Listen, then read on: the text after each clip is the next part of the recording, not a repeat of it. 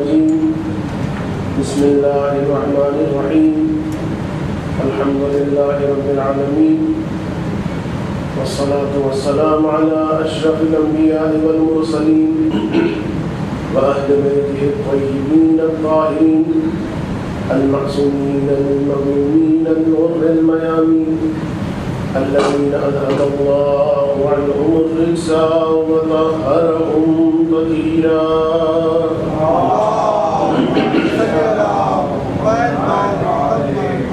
واللعنة الدائمة على أعدائهم أجمعين من يوم ظلمهم إلى قيام يوم الدين.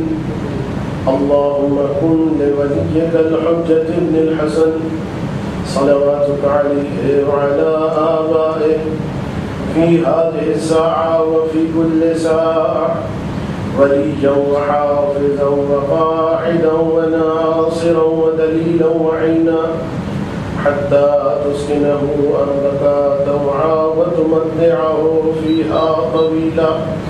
رب اشرح لي صدري ويسر لي أمري واحلل عقدة من لساني يفقه قولي. آمين يا رب العالمين. أما بعد، فقد قال الله الحكيم. بسم الله الرحمن الرحيم. ومن آياته أن خلق لكم من أنفسكم أزواجا لتسكنوا إليها وجعل بينكم مودة ورحمة وإن في ذلك لآيات لقوم يتفكرون. صلوات اللهم صل على محمد وآل محمد.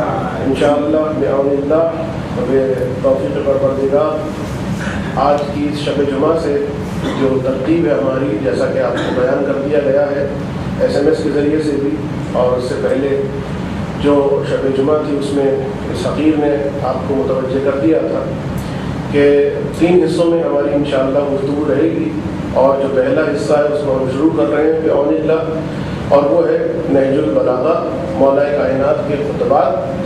اور مولا کائنات کے خطبات میں سے کون سا خطبہ پڑھا جائے جب اتنی زیادہ قیمتی چیزیں ایک ساتھ آپ کے سامنے ہوں اور ہر ایک کی ضرورت محسوس ہو رہی ہو، تو واقعاً انتخاب کرنا بہت مشکل ہو جاتا ہے کہ کس خطبے سے ابتدا کی جائے، کس خطبے سے ابتدا نہ کی جائے. ایک طرف خلقت کے بارے میں مولا کے وہ ارشادات کے آج کی سائنس جو ہے وہ بھی دنگ رہ جاتی ہے. کہیں خلقت حیوانات کے بارے میں مولا کے وہ ارشادات، کہیں بند و نصیحت، کہیں اپنے ساتھ ہونے والے جو معاملات ہیں ان کے بارے میں گفتگو.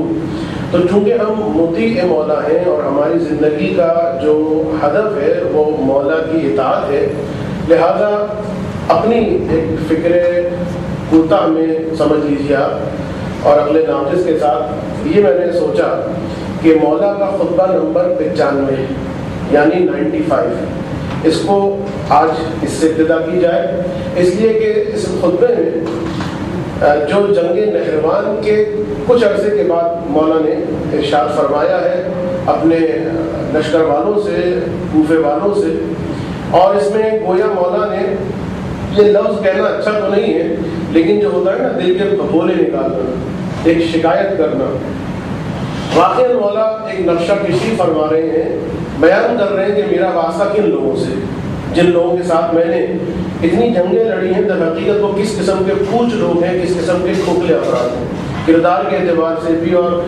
دین کے اعتبار سے بھی. تو وہ خطبہ، اس کی ورڈنگز میں آپ کے سامنے پڑھوں گا. البتہ 1-2 باتیں ہمیشہ کے لیے ذہن میں رکھیے گا کہ جو کتاب نہج البلاغہ کی ترجمے کے طور پر میں نے ساتھ رکھی ہے وہ ہے قبلہ و کعبہ، خدا ان کو غریق رحمت کرے، مفتی جعفر حسین عاد اللہ مقامہ، کہ بہترین ترجمہ ان کا موجود ہے.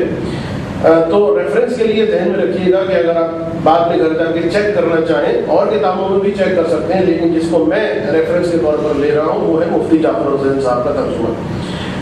اچھا، اس ترجمے میں کہ جو بہت عمدہ ہے، میں یہ تو نہیں کہوں گا، نہ میری اتنی ہمت ہے، نہ جسارت میں کر سکتا ہوں کہ صاحب میں ترجمے کی اصلاح کر رہا ہوں بعض مقامات پر، لیکن بعض مقامات پر میں نے دوسرے ترجموں میں جو عبارت دیکھی وہ مجھے مناسب لگی، تو میں نے بعض جو ترجمے کے جملے ہیں ان کو عوض کر دیا ہے ان بعض ترجموں سے کہ جو میں نے دوسری کتابوں کے اندر پڑھا. تو یہ تھوڑے بہت آپ کو ڈفرینسز شاید نظر آئیں جب آپ چیک کرنے جائیں کہ خدا بند عالم آپ کو توفیق دے کے واقعہ آپ جا کے اس کو دیکھیں بھی ایک مرتبہ کہ میں نے جو پڑھا ہے وہ کس حد تک صحیح تھا.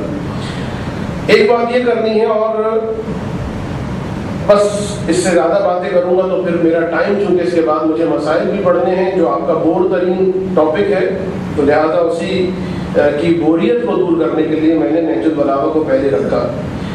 مولا کائنات فرماتے ہیں، اب میں پڑھتا جا رہا ہوں اور اس کو مجلس کے انداز میں نہ سنیے گا، اس کو اسی انداز میں سنیے گا کہ ایک آدمی کس طریقے سے نریٹ کر رہا ہے اور کس طریقے سے آپ کو سننا ہے، نعرے کے بغیر، شاید معذرت کے ساتھ، صلوات کے بغیر. تو ابتدائی میں ایک مرتبہ درود پڑھتے ہیں محمد و آل محمد پر.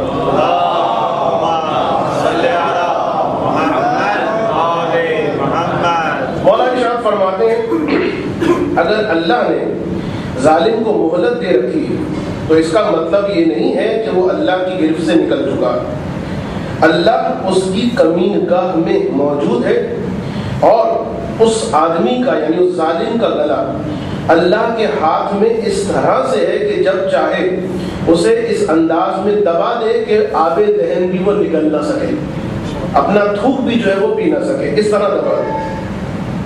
اس ذات کی قسم جس کے قبضے میں میری جان ہے، یہ قوم یعنی اہل شام تم پر یعنی کوفیوں پر غالب آ کر رہے ہیں، ان کو فتح ملے گی. اس لیے نہیں کہ ان کا حق تم سے فائق ہے یعنی تم سے زیادہ، بلکہ اس لیے کہ اب دیکھیں بہت اہم نقطے ہیں کیوں کوفے والوں پر شامی باوجود اس کے کہ وہ باطل بھرے ہیں فتح یاب ہو گئے، بلکہ اس لیے کہ وہ اپنے ساتھی کی طرف باطل پر ہونے کے باوجود تیزی سے لگوتے ہیں. ساتھی سے مراد یہاں پر امیر شام، اور تم میرے حق پر ہونے کے باوجود سستی کرتے ہو. ان کا امیر باطل پر ہے لیکن اس کی اطاعت میں کتنی تیزی کرتے ہیں، اور تمہارا امیر جو علی ہے جو حق پر ہے تم اس کی اطاعت میں کتنی سستی کرتے ہو.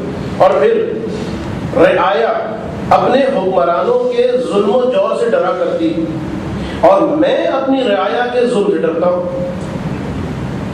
میں نے تمہیں جہاد کے لیے ابھارا لیکن تم اپنے گھروں سے نہ نکلے.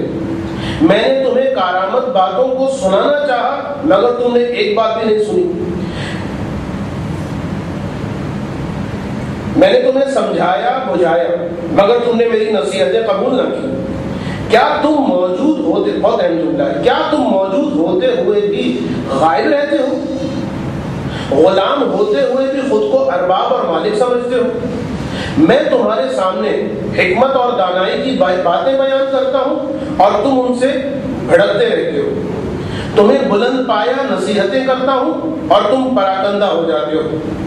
میں ان باغیوں سے جہاد کرنے کے لیے تمہیں آمادہ کرتا ہوں تو ابھی میری بات ختم بھی نہیں ہوتی کہ میں دیکھتا ہوں کہ تم اولاد سبا کی طرح کے در بدر ہو جاتے ہو. دیکھیے کیا مولا پہ گزر رہی ہے.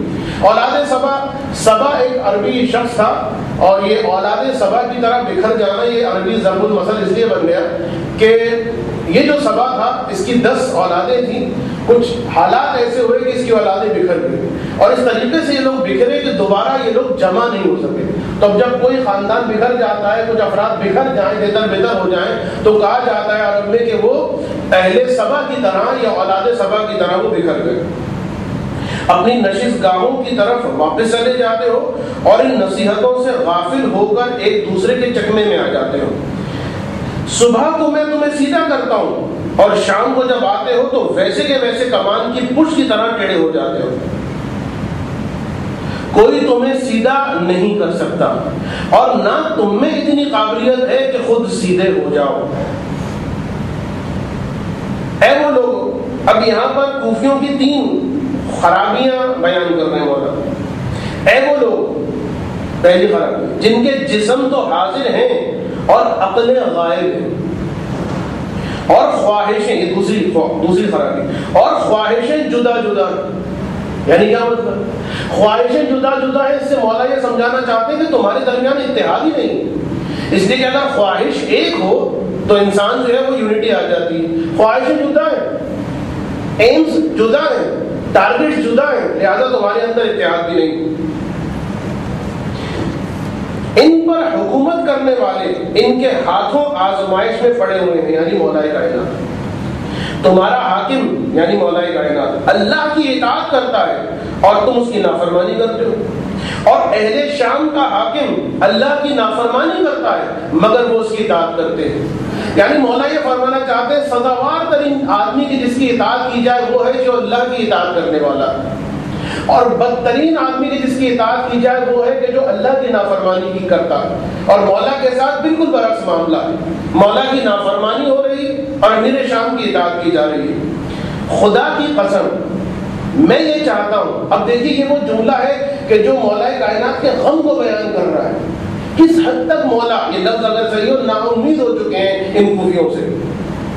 خدا کی قسم میں یہ چاہتا ہوں کہ معاویہ تم میں سے 10 مجھ سے لے لے اور بدلے میں اپنا ایک آدمی مجھے دے دے، ایک شامی مجھے دے دے، 10 کوفی لے لے۔ جس طرح کیوں کہا مولا نے ریٹ جو کرنسی کا تھا وہ یہی تھا۔ مولا فرماتے ہیں جس طرح دینار کا تبادلہ درہموں سے ہوتا ہے، یعنی ایک درہم اس زمانے میں دینار کا 1/10 تھا، تو مولا نے فرمایا تمہاری مثال شامیوں کے مقابلے میں ایسی ہے جیسے درہموں کی مثال دینار کے مقابلے میں، لہذا ایک وہاں کا مل جائے، 10 میرے لے لی جائیں، مجھے منظور۔ اے اہل کوفہ، میں تمہاری 3 باتوں کے ہونے اور 2 باتوں کے نہ ہونے میں مبتلا ہوں۔ 3 باتیں تمہارے اندر ہیں اور 2 باتیں تمہارے اندر نہیں۔ پہلے تو یہ، وہ 3 باتیں، پہلے تو یہ کہ تم کان رکھتے ہوئے بہرے ہو اور بولنے چالنے کے باوجود گونگے ہو اور آنکھیں ہوتے ہوئے بھی اندھے ہو، اور جو 2 باتیں نہیں، پھر یہ کہ نہ تم جنگ کے موقع پر سچے جوان مرد ہو اور نہ قابل اعتماد بھائی، تمہارے ہاتھوں پر مٹی پڑے۔ یہ کسی کی توبیخ جب کی جاتی ہے تو عربی میں اس طرح سے کہا جاتا ہے، تمہارے ہاتھوں پر مٹی پڑے۔ اور پھر تشبیہ دی ان کوفیوں کی، کس سے؟ اے ان اونٹوں کی چال ڈھال والوں کہ جن کے چرواہے گم ہو چکے ہیں اور انہیں ایک طرف سے گھیر کر لایا جاتا ہے تو وہ دوسری طرف سے بگڑ جاتے ہیں۔ یہ مولا نے مثال دی ہے اس لیے کہ دیکھیے 2 پرابلم ہے کوفیوں کے ساتھ، ایک طرف جاہل ہے، دوسری طرف آرگنائز نہیں۔ مولا نے ان کی تشبیہ ان اونٹوں سے دی ہے، ان حیوانوں سے دی ہے کہ جو جاہل ہیں، حیوانات جاہل ہوتے ہیں، اور پرابلم ان کی آرگنائزیشن کے ساتھ یہ ہے کہ چونکہ جب اونٹوں کا ساربان کھو جاتا ہے، جو ان کا چرواہا ہوتا ہے جب وہ نہیں ہوتا، تو اونٹ کیا ہوتے ہیں؟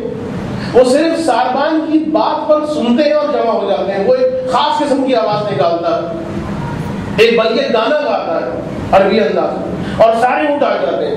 اگر وہ ساربان نہیں ہے، چرواہا نہیں ہے، تو پھر جتنا مرضی آپ زور لگا لیجیے، جو مولا نے فرمایا ایک طرف سے ان کو جمع کیا جاتا ہے، دوسری طرف سے بگڑ جاتے ہیں۔ فرماتے ہیں کوفی تمہارا تعلق، تمہارا معاملہ ایسا ہی ہے، تم ان اونٹوں کی مانند ہو کہ جن کا ساربان جو ہے وہ موجود نہیں ہے، یعنی تم جاہل بھی ہو اور تمہیں جمع کیا جائے تو دوسری طرف سے جو تم بکھر جاتے ہو۔ پھر فرمایا خدا کی قسم جیسا کہ میرے تمہارے متعلق خیال ہے، گویا یہ منظر میرے سامنے ہے۔ مولا فرماتے ہیں کہ اگر جنگ شدت اختیار کر لے، گھمسان کا رنگ پڑ جائے اور میدان کارزار گرم ہو جائے، تو تم ابن ابی طالب سے ایسے شرمناک طریقے پر علیحدہ ہو جاؤ گے۔ ابھی مثال دی ہے مولا نے، کہ خود مولا نے مثال دی ہے، میں بیان کر سکتا ہوں، لیکن واقعی مثال ایسی ہے کہ میں ممبر سے پڑھ نہیں سکتا۔ اگر کسی کو اس مثال کے بارے میں سننا ہے، سمجھنا ہے، میں بعد میں ممبر کے بعد یعنی مجلس کے بعد آپ کو بیان کر دوں گا، ممبر سے اس مثال کو میں نہیں پڑھ سکتا۔ تو امام نے فرمایا اس شرمناک طریقے سے جب جنگ ہوگی، شدید جنگ ہوگی، تو میرا ساتھ چھوڑ دو گے، مجھے پتا ہے، میں یہ منظر دیکھ رہا ہوں۔ میں اپنے پروردگار کی طرف سے روشن دلیل اور اپنے نبی کے طریقے اور شاہراہ حق پر ہوں، جسے میں باطل کے راستوں میں سے، دیکھیے جملہ دیکھیے، جسے میں باطل کے راستوں میں سے ڈھونڈ ڈھونڈ کر پاتا رہتا ہوں، یعنی جو میرا کام ہے وہ میں انجام دیتا ہوں، میرے کام میں کوئی کمی نہیں، اور اپنے نبی کے اہل بیت کو دیکھو، ان کی سیرت پر چلو، ان کے نقش قدم کی پیروی کرو، وہ تمہیں ہدایت سے باہر نہیں ہونے دیں گے اور نہ گمراہی اور ہلاکت کی طرف پلٹائیں گے۔ یہ دیکھیے مولا گویا عصمت کی طرف اشارہ کر رہے ہیں معصومین کی، کہ اہل بیت ایسے افراد کے بارے میں مولا کا یہ گارنٹیڈ کہنا کہ وہ تمہیں کبھی گمراہ نہیں کریں گے، کبھی راہ حق سے نہیں ہٹائیں گے، بیان کر رہا ہے کہ وہ معصوم ہستیاں ہیں۔ اگر وہ کہیں ٹھہرے تو تم بھی ٹھہر جاؤ۔ دیکھیے یہ ساری باتیں میں کیوں پڑھ رہا ہوں، اس لیے کہ یہ کوفے والے آسمان سے اترنے والی کوئی مخلوق نہیں تھی، ہمارے جیسے گوشت پوش کے انسان مولا کے ساتھ زندگی گزارنے والے لوگ تھے۔ مولا نے جو باتیں بیان کی ہیں یقیناً ان میں سے بہت ساری باتیں ہمارے اندر نہیں ہیں، لیکن اگر تھوڑی بہت بھی باتیں ہمارے اندر پائی جاتی ہیں تو ہمیں کوشش کرنی چاہیے کہ ان باتوں کو ایک مرتبہ ریکٹیفائی کریں، اپنی اصلاح کریں۔ امام فرماتے ہیں اگر وہ یعنی اہل بیت کہیں ٹھہر جائیں تو تم بھی ٹھہر جاؤ، اگر وہ اٹھے تم بھی اٹھ کھڑے ہو۔ اب یہ جملہ جو آپ سنتے ہیں اس کے بارے میں کچھ کہنا چاہوں گا۔ تم ان سے آگے نہ بڑھ جاؤ ورنہ گمراہ ہو جاؤ گے، اور نہ انہیں چھوڑ کر پیچھے رہ جاؤ ورنہ تباہ ہو جاؤ گے۔ دیکھیے جملہ آپ نے سنا ہوگا کہ اہل بیت سے آگے نہ بڑھو، اہل بیت سے پیچھے نہ رہو۔ آگے بڑھنے کا مطلب کیا ہے؟ آگے بڑھنے کا مطلب یہ کہ انسان جو ہے یہ فکر کرے کہ بھائی آخر امام حسن جنگ کیوں نہیں کر رہے، یہ صلح کیوں کر لی؟ اس کا مطلب ہے کہ آپ اہل بیت سے آگے بڑھنے کی کوشش کر رہے ہیں، اور اہل بیت سے پیچھے نہ رہ جاؤ۔ امام حسین کو کیا ہو گیا؟ ارے بیوی بچوں کے ساتھ کربلا کی جانب جا رہے ہیں، امام حسین کا ساتھ چھوڑ کے انسان بیٹھ جائے، یہ ہے اہل بیت سے پیچھے ہٹ جانا۔ دونوں صورتوں میں اہل بیت سے آگے بڑھ جائے، یعنی اپنے آپ کو ان سے زیادہ ایکشن اور زیادہ فعال شو کرے کہ اہل بیت اگر جہاد نہیں کر رہے، تلوار نہیں اٹھا رہے، میں تلوار اٹھاؤں گا۔ نہیں، اہل بیت اگر نہیں قیام کر رہے تو میں بھی ضرورت نہیں ہے، اور اگر اہل بیت قیام کر رہے ہیں، تلوار چلا رہے، تمہیں جو بھی سمجھ میں آ رہا ہے یا نہیں سمجھ میں آ رہا، تمہیں ان کے ساتھ چلنا ہے ورنہ پھر ہلاک ہو جاؤ۔ یہ ہے مطلب اہل بیت کے ساتھ رہنے کا، آگے نکل جانے کا اور پیچھے رہ جانے کا۔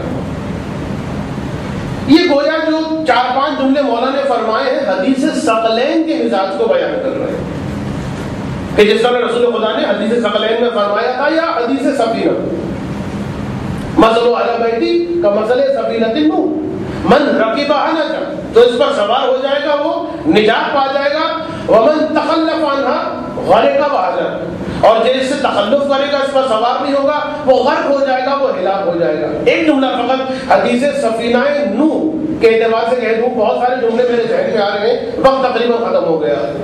وہ یہ دیکھیے کہ کشتی نجات جو نوح کی ہے، جو سفینہ نجات ہے، جس سے تشبیہ رسول خدا نے دی کہ میرے اہل بیت کی ہے، اسی سفینے کی معنی میں طوفان نوح کے موقع پر صرف ایک چیز تھی جو بچا رہی تھی، نجات کا ذریعہ صرف ایک تھی، اور وہ تھی کشتی نجات، اور وہ تھی سفینہ نوح۔ لہذا رسول کے بعد بھی ایک ہی ذریعہ ہے نجات کا، اور وہ ہے اہل بیت علیہ الصلوۃ والسلام، اس کے علاوہ کوئی چیز بھی نجات کا ذریعہ نہیں۔ پھر فرماتے ہیں میں نے محمد صلی اللہ علیہ وآلہ وسلم کے خاص خاص اصحاب دیکھے ہیں، مجھے تو تم میں سے ایک بھی ایسا نظر نہیں آتا۔ دیکھیے مولا کائنات اب اصحاب رسول کے بارے میں بیان کریں گے، لیکن اس جملے پر ذہن غور کیجئے گا کہ مولا نے فرمایا خاص خاص اصحاب، نہیں کہا کہ میں نے تمام اصحاب کو دیکھا تو یہ مجھے نظر آیا، یعنی خاص خاص اصحاب۔ اب اس کی تفصیل میں مجھے جانے کی ضرورت نہیں ہے، سورہ توبہ کی بہت ساری آیتیں جو ہیں ان خاص خاص اصحاب میں کون نہیں ہیں آپ کو بیان کرتے ہیں۔ مجھے تو تم میں سے ایک بھی ایسا نظر نہیں آتا جو ان کے مثل ہو۔ اب وہ اوصاف بیان کرتے ہیں خاص خاص اصحاب کی، مثلا اس میں سلمان ہے، مثلا اس میں مقداد ہے، مثلا اس میں ابو ذر ہے۔ فرماتے ہیں کہ وہ اس عالم میں صبح کرتے تھے وہ اصحاب خاص، کہ ان کے بال بکھرے ہوئے ہوتے تھے اور چہرے پر خاک پڑی ہوئی ہوتی تھی، یعنی شدت فقر میں وہ صبح کرتے تھے، اس کے باوجود بھی ان کے لبوں پر کوئی شکایت نہیں آتی تھی۔ جبکہ رات کو وہ سجود و قیام میں قیام میں کاٹ چکے ہوتے تھے، اس عالم میں کہ کبھی پیشانیاں سجدے میں رکھتے تھے اور کبھی رخسار، یعنی جب پیشانی رکھے رکھے تھک جاتے تھے تو ایک مرتبہ پلٹتے تھے اور اس کے بعد رخسار سجدے، اور پھر سیدھا رخسار اگر تھک جاتے تھے تو الٹا رخسار. تو یہی کیفیت جو تھی اصحاب باوفا کی باقی رہتی تھی.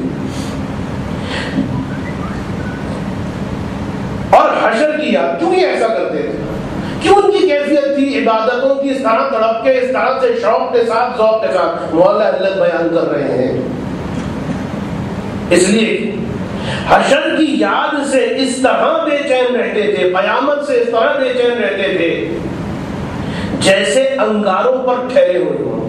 ایک آدمی گرم جگہ پر ٹھہرا ہوا ہو تو وہ آرام اور سکون سے نہیں ہوتا، وہ بے چین رہتا ہے. تو وہ عبادتوں میں بے چین رہتے تھے، کبھی نماز پڑھ رہے ہیں، کبھی خیرات کر رہے ہیں، کبھی خدا کے سامنے رو رہے ہیں. کسی آرام، کسی کہنا چاہیے کروٹ ان کو آرام نصیب نہیں ہوتا تھا کہ یہ نصیب کہ خوشا نصیب. اور لمبے سجدوں کی وجہ سے ان کی آنکھوں کے درمیان بکری کے گھٹنوں ایسے گڈھے پڑے ہوتے تھے.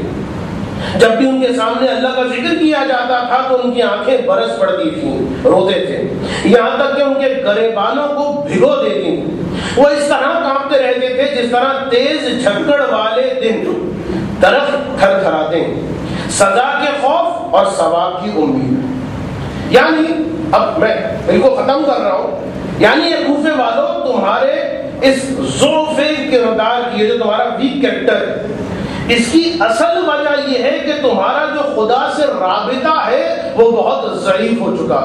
تم خدا سے اپنے رابطے کو مضبوط کر لو، تمہارا کیریکٹر خود بخود درست ہو جائے گا. ایک مرتبہ درود پڑھ دیں محمد و آل محمد.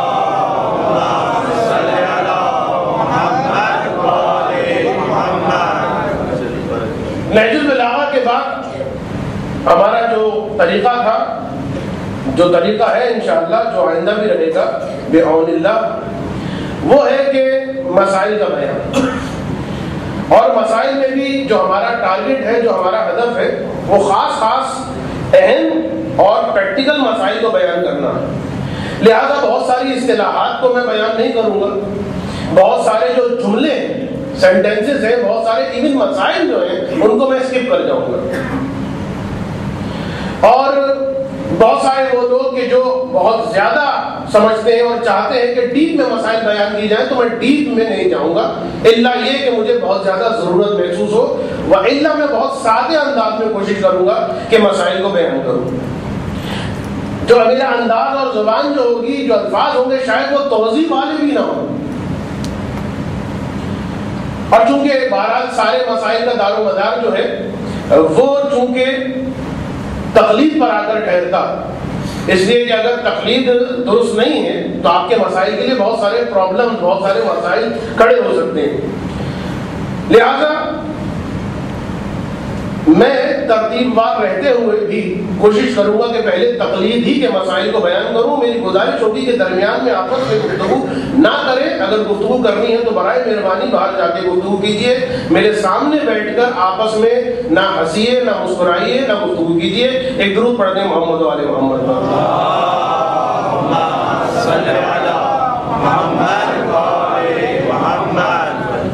تو تقلید کے اعتبار سے اہم ترین بات، سب سے آسان چیز تقلید یہ، ڈیفینیشن یہ کہ جو آدمی جو کہے آپ اس کو مان لیں بغیر کسی دلیل کے، اسے کہا جاتا ہے تقلید. کوئی یورپ کی بات بغیر دلیل کے مان لیتا ہے، کوئی کسی گانے والے کی بات بغیر دلیل کے مان لیتا ہے، کوئی کسی فلمی ستارے کی بات بغیر دلیل کے مان لیتا ہے، اور کوئی خوش قسمت جو ہے وہ مجتہد کی بات بغیر دلیل کے مان لیتا ہے. تو بغیر دلیل کے کسی بات، بس اس نے کہا، آپ نے سنا اور اس پر عمل کرنا شروع کر دیا، اسے کہا جاتا ہے کہ اس آدمی کی تقلید میں آپ آ گئے.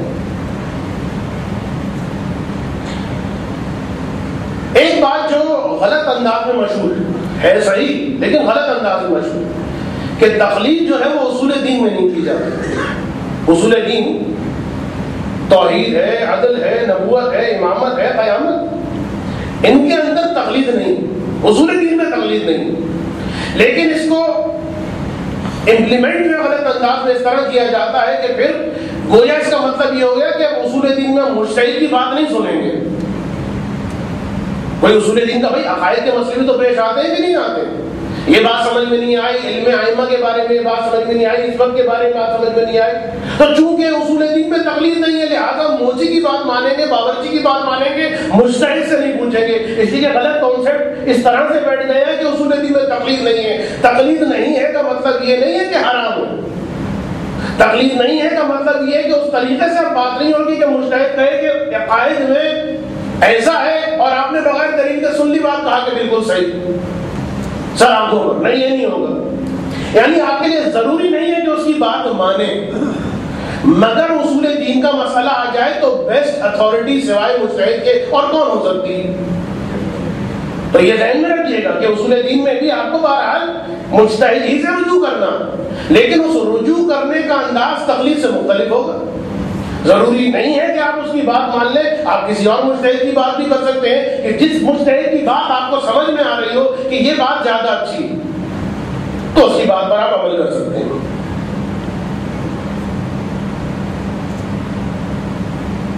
اب چونکہ ہم شیعہ ہیں، آل محمد کے احکامات پر عمل کرنے والے ہیں، ہاں اگر کوئی سوچ کے بیٹھ جائے کہ مجھے آل محمد کے احکامات پر عمل نہیں کرنا تو اپنی سے تشریف لے جائے، پھر تو کسی پریشانی کی ضرورت ہی نہیں. لیکن اگر آل محمد کے احکامات پر عمل کرنا ہے تو اب اس کے دو تین طریقے ہی ہیں نا. یا تو یہ کہ انسان اتنی احتیاط کر لے کہ اسے اطمینان ہو جائے کہ جو بھی شرعی مسئلہ اس وقت چھٹے امام نے بیان کیا تھا اس پر میں نے عمل کر لیا. مثال کے طور پر بھائی آپ گئے اور آپ کے پاس وہ نیڈل کمپاس نہیں، آپ کو نہیں پتا کہ قبلہ کس طرف. میں بھی تقلید کی بات نہیں کر رہا ورنہ مسائل اس میں مختلف. اب کیا ہوگا یہاں پر؟ اس طرح سے عمل کریں کہ چھٹے امام نے جو کچھ بھی فرمایا ہے وہ پورا ہو جائے. کیا کریں گے آپ کو چاروں سمتوں پر نماز پڑھنی پڑے گی، 4 مرتبہ ظہر پڑھنی پڑے گی، 4 مرتبہ عصر پڑھنی پڑے گی. اس طرح سے 2-4 دن اگر احتیاط کرنا پڑی تو عقل ٹھکانے آ جائے گی. کرنے کو کوئی منع نہیں کرنا. وضو میں اسی طریقے سے چلے گا. خمس میں تو بہت زیادہ پریشانی ہو جائے گی. نکالے کتنا نکالے، اچھا اتنا نکال دیا، شاید اس پر بھی واجب ہو، شاید اس پر بھی واجب. تو یا تو یہ کرنا ہوگا، نہیں ضرورت تقلید کرنی، احتیاط پر عمل کیجیے بیسٹ ہے. لیکن چونکہ احتیاط پریکٹیکل نہیں ہے ہر مسئلے میں، شاید بعض مسئلوں میں پریکٹیکل ہو، اس لیے یہ بھی یاد رکھیے. چلیے بونس مسئلہ کہ اگر آپ کہیں ایسے مقام پر ہے کہ جہاں پر آپ کو فوراً مسئلے کا حل نہیں مل رہا. اچھا یہ میں نے جملہ غلط کہہ دیا. آج کل کے اعتبار سے جہاں موبائل کے اندر جو ہے وہ کرنسی ریٹ تک معلوم ہو جاتے ہیں، یہ کہنا سر عجیب سا لگتا ہے کہ مسئلے کا حل نہیں مل رہا. چلیے سپوز آئیڈیل کنڈیشن نہیں مل رہا تو پھر یہاں پر بھی ایک چیز آپ کے لیے ممکن ہے کہ آپ ایون مسئلہ اس کا حل نہ بھی مل رہا ہو یا مل رہا ہو، چھوڑ دیجیے. آپ احتیاط ہمیشہ کر سکتے ہیں، ہمیشہ احتیاط کی جا سکتی ہے، چھوڑ دیجیے.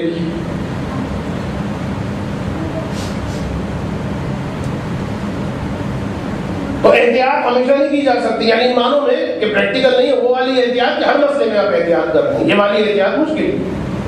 تو دوسرا طریقہ یہ کہ کوئی بات نہیں، چھوڑ دیجیے بزنس اور سب کچھ چھوڑ جھاڑ کے پہنچ جائیے حوزہ علمیہ نجف میں یا حوزہ علمیہ قم میں، تعلیمات شروع کر دیں اور 15-20 سال کے بعد 4-5 سال میں مجتہد نہیں بنتا ہے. اطمینان رکھیے گا، وہ معجزہ ہوتا ہے. وہ حوزے کے اندر جو ہے ایک تہلکہ مچ جاتا ہے کہ ایک آدمی جو ہے 5 سال کے اندر مثلا مجتہد بن گیا، آیت اللہ بن گیا.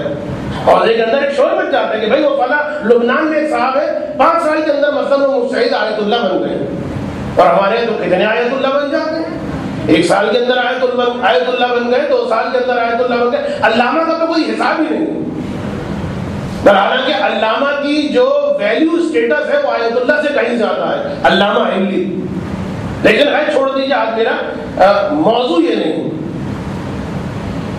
تو احتیاط کی مشکل، مجتہد بھی نہیں بن سکتے. تو تیسرا طریقہ رہ جاتا اور وہ ہے کہ آپ جنہوں نے زحمتیں اٹھائی ہیں کم سے کم ان کی بات مانیں. جس طرح ڈاکٹرز کی بات مان لیتے ہیں، ارے بھائی جس طرح موچی کی بات مان لیتے ہیں، جس طرح سے حجام کی بات مان لیتے ہیں کہ سر کس طرح سیدھا ہوتا ہے چاند رات میں. اس لیے کہ اگر ذرا ادھر ادھر سر کیا تو بتائے کان کٹ جائے گا، لہٰذا وہ حجام کہہ رہا ہے اسٹریٹ تو آپ بھی اسٹریٹ. تقلید کر رہے ہیں کہ نہیں؟ تو بھائی چھوڑ دیجیے، آج اس قسم کے نقطے بیان نہیں کرنے.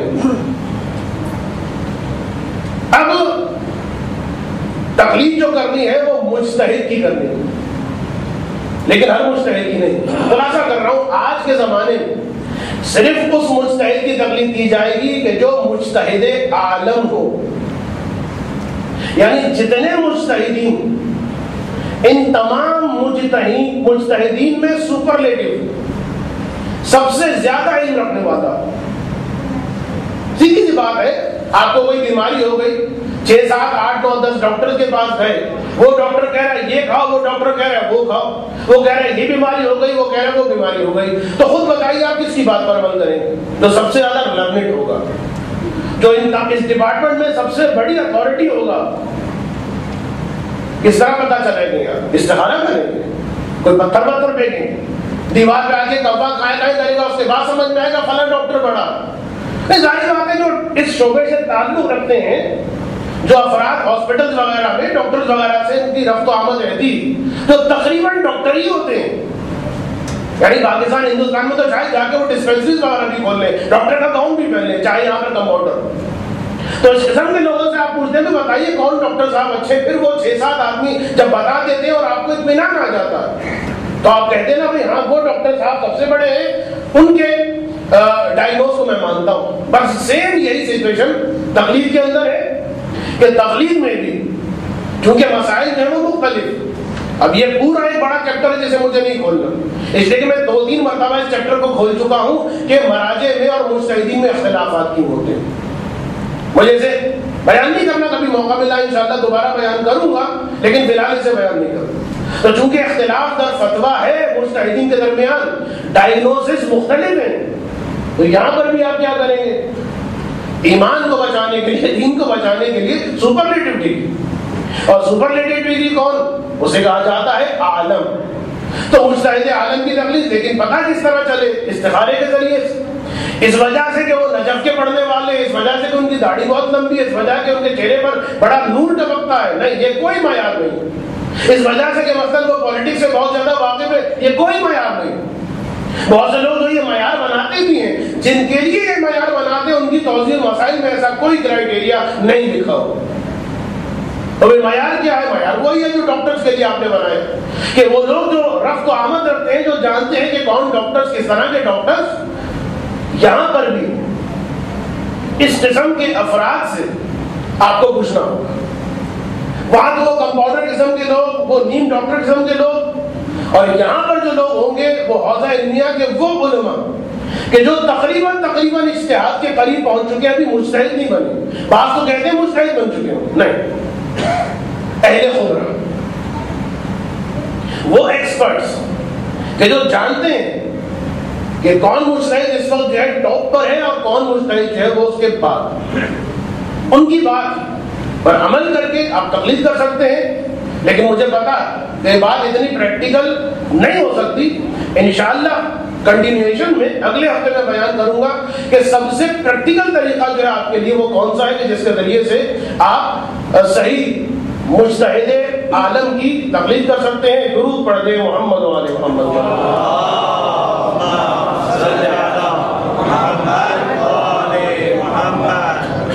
جس آیہ مبارکہ کو سرنامہ کلام بنانے کا شرف حاصل کیا، ابتدا میں جو مومنین موجود تھے انہوں نے اس آیت کو سماعت فرمایا، اور جو مومنین موجود نہیں تھے ان کے لیے بھی اور ربط گفتگو کے لیے بھی میں اس آیت کو دوبارہ پڑھ رہا ہوں۔ ارشاد خداوند عالم ہوتا ہے سورہ مبارکہ روم کی 21ویں آیت، یعنی آیت نمبر 21۔ اعوذ باللہ من الشیطان الرجیم، بسم اللہ الرحمن الرحیم۔ وَمِنْ آيَاتِهِ أَنْ خَلَقَ لَكُمْ مِنْ أَنفُسِكُمْ أَزْوَاجًا لِتَسْكُنُوا إِلَيْهَا۔ خدا کی آیتوں میں سے ایک آیت یہ کہ خدا نے تمہارے ہی نفوس میں سے تمہارے ہمسر یا تمہاری ہمسر پیدا کی، خلق کی، لِتَسْكُنُوا إِلَيْهَا، تاکہ تم اس کے پاس سکون حاصل کر سکو۔ وَجَعَلَ بَيْنَكُمْ مَوَدَّةً وَرَحْمَةً، اور خدا نے تم دونوں کے درمیان یعنی میاں بیوی کے درمیان مودت اور رحمت قرار دی۔ اِنَّ فِي ذَلِكَ لَآيَاتٍ لِقَوْمٍ يَتَفَكَّرُونَ، بے شک اس چیز میں کہ خدا نے تمہارے جوڑے بنائے، اس چیز میں کہ خدا نے اس ہمسر کو تمہارے لیے مأمن اور جائے امن قرار دیا، جائے سکون اور مسکن قرار دیا، اور اس بات میں کہ تم دونوں کے درمیان کہ کبھی تم ایک دوسرے کو جانتے بھی نہیں تھے، مودت ڈال دی، رحمت ڈال دی، محبت ڈال دی۔ یہ خدا کی آیتوں میں سے ایک آیت ہے ان لوگوں کے لیے کہ جو فکر کرنے والے ہیں۔ ایک درود پڑھتے ہیں محمد و آل محمد۔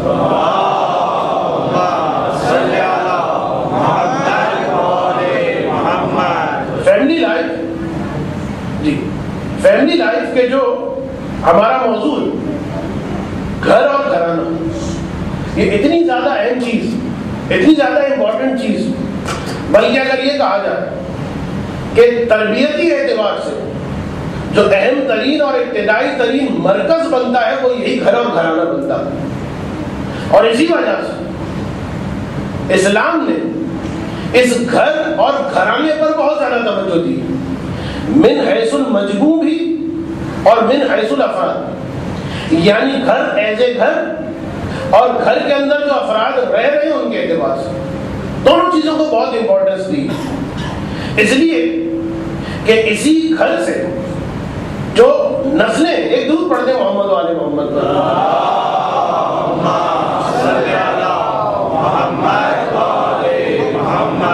اس لیے کہ ان گھروں ہی سے، اس گھرانے ہی سے وہ نسلیں سامنے آئیں گی کہ اس گھر کے اعتبار سے ان کی فکر، ان کے کردار پر اہم ترین اثرات اور نقوش اسی گھر سے پڑیں گے۔ اب چاہے وہ اثرات اور چاہے وہ نقوش پازیٹیو ہو، چاہے وہ اثرات اور چاہے وہ نقوش نیگیٹو ہو، جو ابتدائی ترین اثرات پڑیں گے اس آنے والی نسل پر وہ اسی گھر سے پڑیں گے۔ لہذا اس امپورٹنس کو مد نظر رکھتے ہوئے اسلام نے کچھ بنیادی اصول کو طے کیا ہے، کچھ بنیادی باتیں بیان کی ہیں، کچھ اخلاقی اقدار اور ذمہ داریوں کا تذکرہ کیا، صرف اس لیے تاکہ یہ گھرانہ اور اس گھر کے رہنے والے افراد، جو میں نے کہا من حیث المجموع اور من حیث الافراد، برائیوں سے، پریشانیوں سے، آسیبوں سے، آسیب سے مراد وہ نہیں کہ بھوت اور جن اور پری، آسیب یعنی گھر کو تباہ کرنے والی وہ چیز جو فتنہ ایجاد کرے۔ گویا خداوند عالم اور اسلام اور اہل بیت ایک اینٹی وائرس دے رہے ہیں کہ اس اینٹی وائرس کو اپنے گھر کے اندر تم ڈاؤن لوڈ کر لو، انشاءاللہ بہت سارے وائرسز سے تمہارا گھر محفوظ ہو جائے گا، اور اگر تمہارا گھر بہت سارے وائرسز سے محفوظ ہو گیا تو پھر اس کا فائدہ تمہیں بھی ملے گا، اس لیے کہ لِتَسْكُنُوا إِلَيْهَا، تمہیں جو حقیقی سکون ملے گا نا وہ تمہیں آفس کے ایئر کنڈیشن کمرے میں نہیں ملے گا، وہ تمہیں کسی ہوٹل کے بہت اچھے سویٹ روم میں نہیں ملے گا، کسی پارک میں نہیں ملے گا۔ اب پارک میں ملے گا اگر فیملی ساتھ میں ہو، سکون اگر تمہیں ملے گا تو میں نے تمہارا سکون قرار دیا ہے تمہاری زوجہ میں اور تمہاری ہمسر میں۔ تو لہذا اہم ترین چیز یہ گھر ہے اور اس کے گھر والے، اور گھر والوں میں بھی اہم ترین چیز وہ زوجہ ہے اور بیوی، اس لیے ہدف اور ٹارگٹ اولاد۔ اور یہی وجہ جن گھروں کے اندر میاں بیوی کے تعلقات اچھے نہیں ہوتے، میاں بیوی کے درمیان جب کلش رہتی، جھگڑے رہتے، ایک کھینچا تانی والی کیفیت رہتی ہے گفتگو کے اندر، وہ صمیمی اور گرم جوشی والا ارتباط نہیں ہوتا، تو ایسے گھروں کے اندر جو بچے ہوتے ہیں وہ سب سے زیادہ ہرٹ ہوتے ہیں، وہ سب سے زیادہ شکار ہوتے ہیں۔ لہذا وہ بچے مینٹلی طور پر بھی اور معاشرے میں اپنے آپ کو ایڈجسٹ کرنے کے اعتبار سے بہت زیادہ متاثر ہوتے ہیں۔ کیوں؟ صرف اور صرف اہم ترین وجہ ماں باپ کے جھگڑے، آئے روز کی یہ جو نا اتفاقیاں ہیں، نا چاقیاں ہیں، بحث و مباحثہ ہے، یا خدا نہ خاصہ مار پیٹ کہ جو کہ زہر آپس کے تعلق کے لیے بھی اور بچوں کے لیے بھی زہر ہے یہ چیز۔ اس لیے جو بہت عقل مند ماں باپ ہوتے تھے یا ہوتے ہیں، اگر ان کا کبھی جھگڑا بھی ہو جائے، اس لیے کہ دیکھیں جھگڑا تو ہونا ہے، تھوڑی بہت تو گفتگو برتن آپس میں بجنے ہیں، تو اس کا بہترین انداز یہ کرتے بچوں کے سامنے نہیں، کمرہ لاک کرنے کے بعد اب اس کے بعد بحث ہوگی، گفتگو ہوگی، شکایت ہوگی، لیکن اتنی اونچی آواز میں نہیں کہ یا ماں کی انسلٹ ہو جائے یا باپ کی انسلٹ ہو جائے، اور جب مسئلہ حل ہو گیا تو باہر آ گئے۔ تو بچوں کے اندر اس مسئلے کو آگے نہیں بڑھاتے، اسی لیے جو باشعور والدین ہوتے ہیں، توجہ رکھیے، جو باشعور والدین ہوتے ہیں وہ اپنے تمام مسائل کے اندر، تمام جھگڑوں میں، تمام برائیوں کو دیکھنے کے باوجود، تمام نیگیٹوز کو دیکھنے کے باوجود، شوہر بیوی میں دیکھ رہا ہے، بیوی شوہر میں دیکھ رہی ہے، کمپرومائز کر لیتے ہیں، صرف اس لیے کہ ہماری اولاد جو ہے وہ بگڑنے نہ پائے، ہماری اولاد اس لیے کہ اگر ہم نے جھگڑے کیے اس کا ڈائریکٹ اثر ہماری اولاد پر پڑے گا۔ تو جو باشعور والدین ہوتے ہیں، توجہ رکھیے گا، میں ایک لفظ استعمال کر رہا ہوں باشعور، میں نے یہ نہیں کہا کہ جو تعلیم یافتہ والدین ہوتے ہیں، اس لیے کہ باشعور ہونا اور ہوتا ہے، صاحب ادراک و فہم ہونا اور ہوتا ہے، تعلیم یافتہ ہونا اور ہوتا ہے۔ بہت سارے باشعور ان پڑھ میں نے دیکھے ہیں، ان پڑھ ہیں لیکن بافہم ہیں، ان پڑھ ہیں لیکن صاحب ادراک ہیں، اور بہت سارے پڑھے لکھے پتہ نہیں کون کون سی ڈگریاں رکھنے والے میاں بیوی، جاہل حجت گواہ، کسی قسم کا فہم نہیں، ایسی زبان چل رہی ہے، ایسا شور مچ رہا ہے بچوں کے سامنے۔ اس کی تھوڑی سی تفصیل بھی میں بیان کروں گا آگے چل کر، ایک واقعہ ابراہم لنکن کے حوالے سے۔ آپ کہیں گے ابراہم لنکن کا لنک کہاں سے آ گیا، وہ لنک بھی بیان کرتا ہوں۔ تو والدین اگر ان کے رشتے اچھے ہیں، ایک جملہ میں بیان کروں، تربیت اولاد، اگر والدین کے درمیان تعلقات اچھے نہیں ہیں تربیت اولاد نہیں ہو پائے گی، والدین کے درمیان تعلقات اچھے ہیں تربیت اولاد بہت آسان ہو جائے گی۔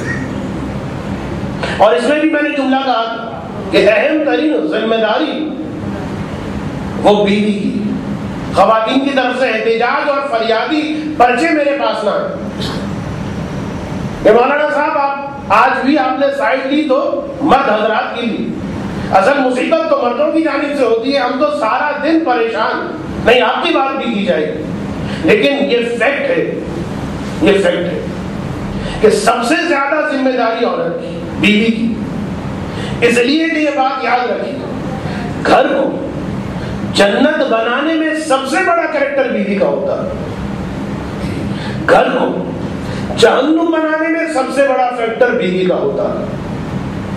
ابھی مرد خوش نہ ہو، بغلے نہ بجائیں، بعد میں ان کی ذمہ داریاں بھی آئیں، لیکن خود لیڈیز اس پر بہت خوش ہوتی ہیں نا کہ لیڈیز فرسٹ، تو آج لیڈیز فرسٹ، ایک درود پڑھ دیں محمد و آل محمد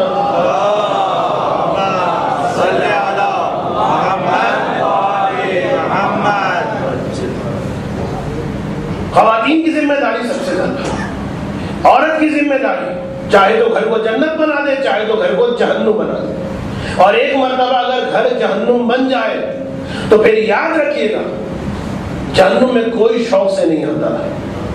یہی وجہ بنتی ہے کہ پھر شوہر مختلف بہانوں سے پوری کوشش کرتا ہے کہ گھر کے اندر نہ ہو، پھر وہ باہر جنت تلاش کرتا ہے۔ توجہ رکھیے گا میں کیا جملے کہہ رہا ہوں، جب عورت اپنے گھر کو جہنم بنا دیتی تو شوہر کیا لے تسکن الیہا، اس کو تو سکون چاہیے تھا، سکون اسے ملا نہیں، جنت اسے ملی نہیں، ہوم سویٹ ہوم کا جو بڑا پیار سے وہ تغرا لے کر آیا تھا، وہ تغرا تو لٹکا ہوا لیکن گھر جو ہے وہ ہیل بنا ہوا، تو وہ کیا کرے گا، تو پھر وہ جنت تلاش کرے گا باہر۔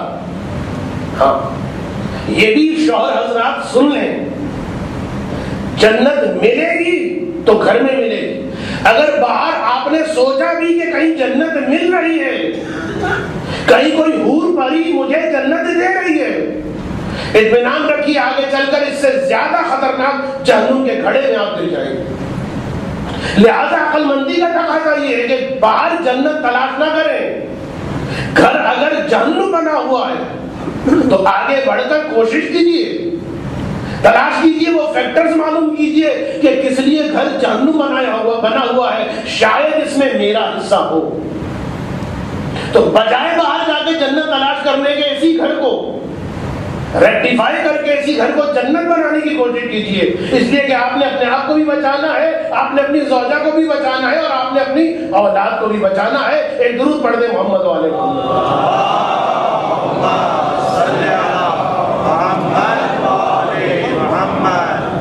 تو عورت کا حصہ جنت بنانے میں جہنم بنانا. ابراہم لنکن امریکہ کی ایک بہت قداور شخصیت,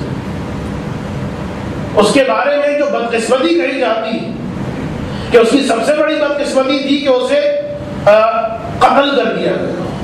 جی نہیں, ابراہم لنکن کی سب سے بڑی بدقسمتی, اگرچہ کہ لفظ بدقسمتی اور خوش قسمتی اسے میں اتنا استعمال کرنا پسند نہیں کرتا, لیکن سمجھانے کے لیے کہہ رہا ہوں, اس لیے کہ چانس, اتفاق اور یہ سب چیزیں اسلام میں نہیں.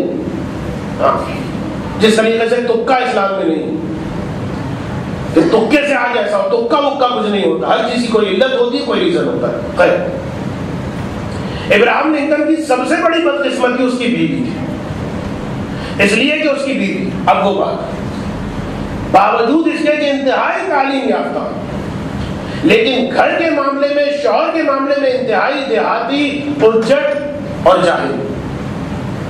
اس لیے کہ سب سے بڑا اور برا کام جو کرتی تھی, جو زہر ہوتا ہے ایک شوہر کے لیے, شوہر کی انسلٹ کرنا, شوہر کی باتوں پر اعتراض, کبھی اس کے جسم پر اعتراض.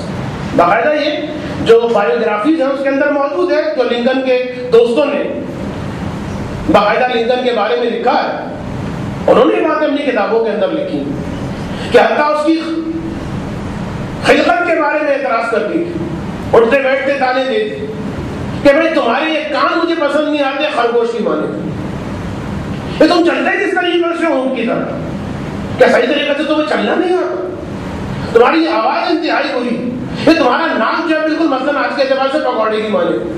مختلف بات اس کے جسم کے اوپر, اس کی جسمانی خلقت کے اوپر اس کو ٹوک لگانا, تانے دینا.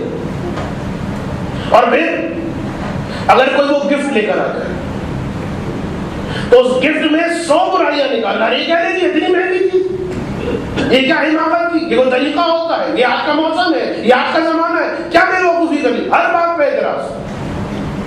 کوئی پرابلم آ گئی گھر کے اندر, اس نے فیصلہ دیا کہ بھائی یہ ہونا چاہیے, فیصلے پہ اعتراض. اور باقاعدہ مغلظات.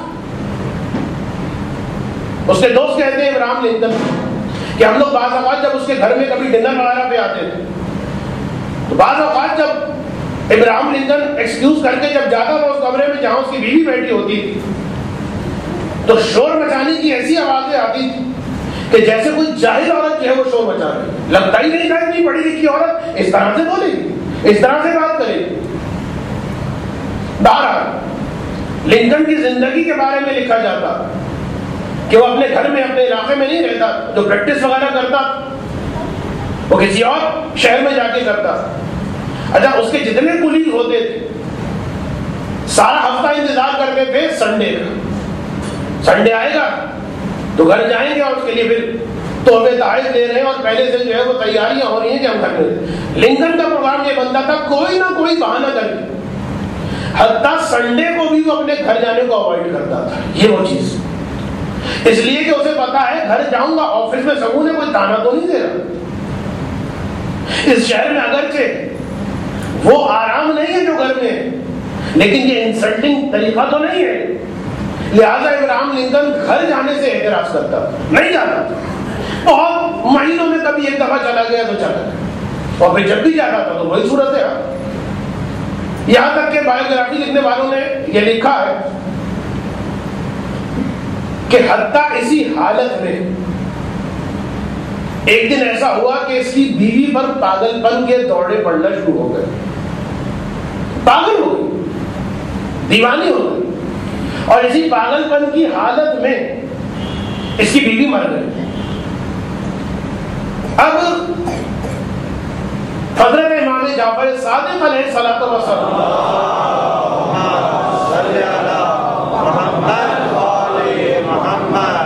کی ایک روایت بھی ہمارے سامنے ہے کہ جس میں راوی کہتا ہے کہ ایک شخص امام کے پاس آیا اور اپنی بیوی کی شکایت کی. مولا میری بیوی جو ہے وہ بڑی بدزبان ہے, بڑی بد اخلاق, کیا کروں؟ امام نے فرمایا اچھا تم اسے لے کر آؤ. وہ لے کر آیا. امام نے اس کی زوجہ سے پوچھا بھائی یہ بتاؤ تمہارے شوہر میں کیا عیب ہے, کوئی خرابی ہے, کوئی برائی ہے تو بیان کرو. بجائے اس لیے کہ وہ اپنے شوہر کا کوئی عیب بیان کرتی. امام کے سامنے شوہر پر نفرین بھیجنا شروع کر دیا, لعنت ملامت کرنا شروع کر دیا. میرا شوہر ایسا ہے, فلانا ہے, ڈھمکانا ہے. کوئی ایک عیب بیان نہیں کیا, مغلطات بول رہی. امام نے جملہ فرمایا میرے کو یاد رکھو اگر تم نے اسی طریقے کو جاری رکھا تو خدا تمہیں مار دے گا. اب اس کا جملہ سنیے. وہ کہتی ہے کہ ٹھیک ہے میں مر جاؤں کوئی بات نہیں ہے, ایسے آدمی کے ساتھ میں زندگی گزارنا نہیں چاہتی. بھائی ایسا آدمی ہے کیا, اس میں خرابی تو بتاؤ. کوئی کریکٹر میں خرابی ہے, کوئی اخلاق میں خرابی ہے, کوئی خرابی بیان نہیں کری, برائیوں پر برائیاں اور ایک فریاد. امام نے اس آدمی سے کہا کہ اس کو لے جاؤ. اور جب وہ جا رہا تھا اسے بلایا, کہا کہ دیکھو 3 دن تک تمہارا یہ رشتہ باقی رہے گا, 3 دن کے بعد تمہارا رشتہ ختم ہو جائے گا. اب وہ نہیں سمجھا کہ امام کیا کہہ رہے. 3 دن کے بعد وہ امام کے پاس آئے. امام نے پوچھا وہ تمہاری زوجہ, اس کا معاملہ کیا بنا؟ کہا واللہ خدا کی قسم مولا ابھی اپنی زوجہ کو دفن کر کے آ رہا ہوں. مرتبہ جو راوی تھا وہ کہتا ہے کہ میں نے امام سے پوچھا کہ مولا آخر کیا وجہ؟ امام نے فرمایا وہ جو بد اخلاقی اور بد زبانی کرتی تھی اپنے شوہر سے, خدا بند عالم نے اس ظلم کی وجہ سے اسے مار دیا اور اس کے نیک شوہر کو اس سے نجات دلا دی. ایک درود پڑھتے محمد والے محمد.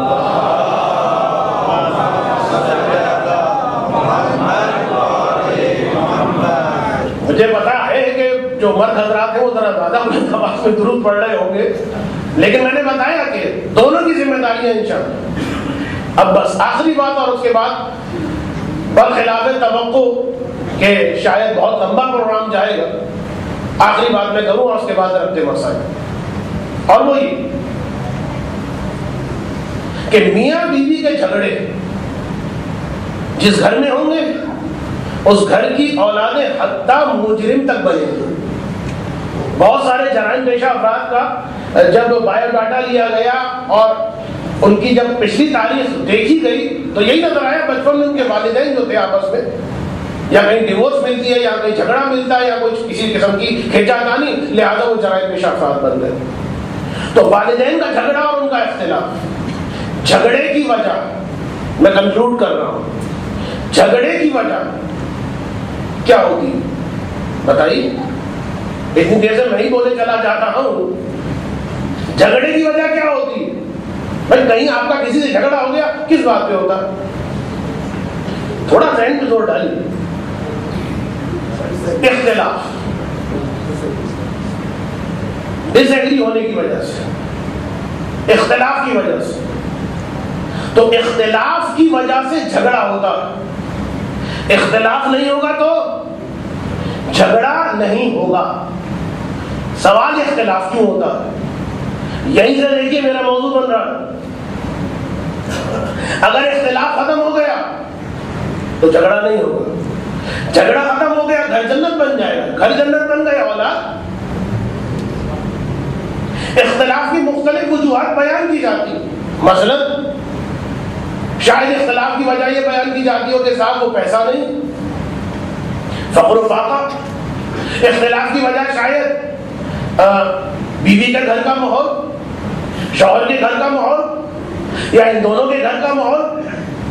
اختلاف کی وجہ شاید کسی تھرڈ پرسن کی انٹرفیئرنس, شاید وہ تھرڈ پرسن ساس ہو, شاید وہ تھرڈ پرسن سسر ہو, شاید وہ تھرڈ پرسن نندے ہو, کچھ بھی ہو سکتا ہے، کوئی پڑوسن ہو، اختلاف کی مختلف وجوہات بیان کی جاتی ہیں، لیکن جو بات میں کہنا چاہتا ہوں وہ یہ کہ اگر یہ ساری وجوہات ہو لیکن وہ جو اصل وجہ ہے اگر وہ نہیں ہے، اختلاف نہیں ہوگا۔ میں ریپیٹ کر رہا ہوں، آپ کے اذہان عالیہ سن تو نہیں ہو گئے کہ یہ ساری باتیں جو اختلاف کے طور پر بیان کی جاتی ہیں کہ یہ ہے یہ ہے یہ ہے یہ ہے، یہ مسائل، میں کیا کہہ رہا ہوں، یہ سارے مسائل ہوں گے، یہ سارے مسائل نہیں ہوں گے، لیکن اگر وہ وجہ ہو جھگڑا ہوگا، اور اگر یہ سارے مسائل موجود ہوں، انٹرفیئرنس بھی ہو رہی ہے، فخر و فاتح کا مسئلہ بھی ہے، گھر کا ماحول بیوی کا یا شوہر کا آپس میں میچ بھی نہیں کر رہا، یہ ساری وجوہات ہوں لیکن وہ اصل وجہ جو ہے موجود نہ ہو تو جھگڑا نہیں ہوگا۔ تو سمجھ میں آ گیا کہ اصل وجہ کچھ اور ہے، یہ چیزیں نہیں ہیں۔ مجھے نہیں پتا کہ آپ کو سمجھ میں آ رہی ہے بات کہ نہیں آ رہی۔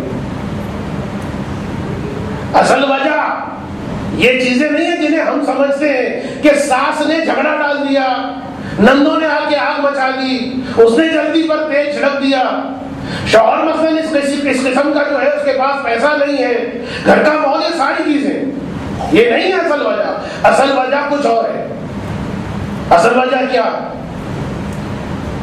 اصل وجہ یہ، دیکھیے ہم ڈرائیونگ اگر کرنا چاہتے ہیں، اگر ہم کپڑا سینا چاہتے ہیں، ایسے نہیں کہ وہ بٹن سی دیا، باقاعدہ مطلب کوئی پاجامہ واجامہ کوئی کرتا وغیرہ سینا چاہتے ہیں، کھانا بنانا چاہتے ہیں، ایسے نہیں کہ آپ بیگم صاحبہ گھر میں نہیں، بس جو کچھ بھی ہے اللہ تلے کھا لیں گے، نہیں، باقاعدہ کھانا مثلا دربار معصومین کے لیے بنانا ہے۔